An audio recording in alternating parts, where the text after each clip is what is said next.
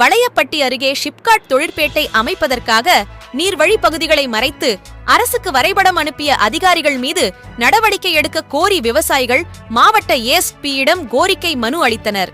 இது குறித்து வளையப்பட்டி பகுதியில் உள்ள சிப்காட் எதிர்ப்பு குழு நிர்வாகிகள் மற்றும் விவசாயிகள் மாவட்ட போலீஸ் ஏஎஸ்பி ராஜேஷ் கண்ணனிடம் அளித்துள்ள கோரிக்கை மனுவில் கூறியுள்ளதாவது: நாமக்கல் மாவட்டம் மோகனூர் தாலுகா வளையப்பட்டி, என் புதுப்பட்டி, பரளி, அரூர் ஆகிய சுற்றுப்புற பகுதிகளில் சிப்காட் தொழிற்பேட்டை அமைப்பதற்காக வருவாய்த்துறையினர் நிலமெடுப்பதற்கான ஆய்வு பணியை மேற்கொண்டனர்.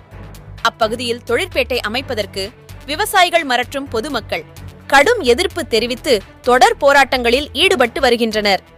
இந்த நிலையில் கடந்த 2023 ஆண்டு மே 5 தேதி நாமக்கல் ஆர்டிஓ பாதிக்கப்பட்ட விவசாயிகளை நேரில் அழைத்து வருவாய்த்துறையினரால் தயார் செய்யப்பட்ட வரைபடத்தையும் அப்பகுதியினுடைய விவசாயிகளினுடைய நிலத்தினுடைய உண்மைத்தன்மையை விவசாயிகளிடம் காண்பித்தனர்.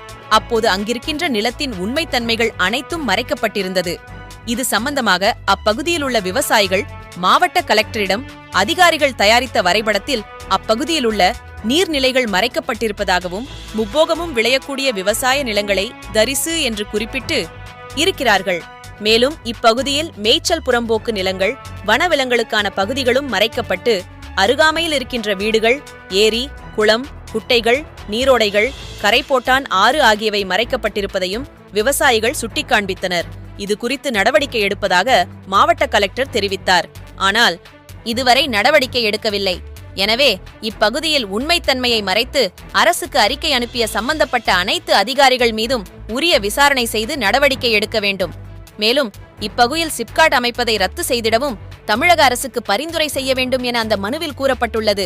தமிழ்நாடு விவசாய முன்னேற்ற கழக பொதுச் செயலாளர் பாலசுப்ரமணியம், சிப்காட் எதிர்ப்பு குழு ஒருங்கிணைப்பாளர் ராம்குமார், கம்யூனிஸ்ட் கட்சி பொறுப்பாளர் ரவீந்திரன், சிப்காட் எதிர்ப்பு இயக்க நிர்வாகிகள் பழனிவேல், சரவணன், ராமசாமி, தண்டபாணி, ரவி உள்ளிட்ட திரளான ஆண்களும் பெண்களும் நிகழ்ச்சியில் கலந்து கொண்டனர்.